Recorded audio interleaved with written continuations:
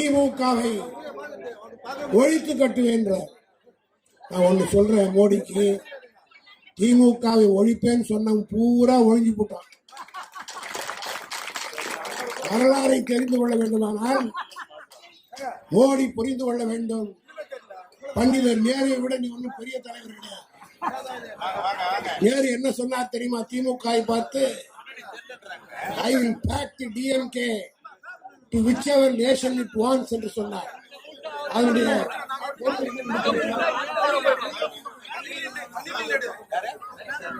திமுகவை அது விரும்புகிற ஊருக்கு மூட்டை கட்டி அனுப்புவேன்னு சொன்னார்.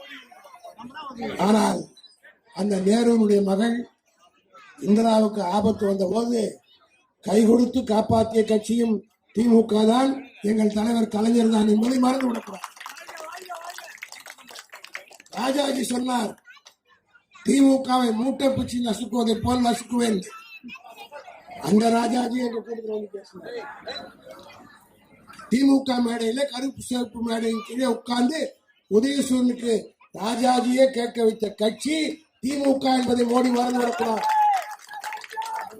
இந்திரா காந்தி அம்மையார் எமர்ஜென்சி நேரத்தில் திமுக இதோடு அழிந்து விட்டது என்று நினைத்தார். ஆனால் அந்த இந்திரா காந்தியும் கடற்கரையிலே வந்து கலைஞரை வைத்துக் கொண்டு மன்னிப்பு கேட்க வைத்த கட்சி திமுக என்பதை மோடி மறந்து விடக்கூடாது.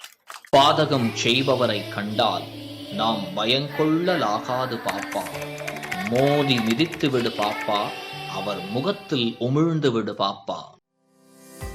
அண்மை செய்திகளை உடனுக்குடன் தெரிந்து கொள்ள இணைந்திருங்கள் இயம்நாடு தொலைக்காட்சியுடன்.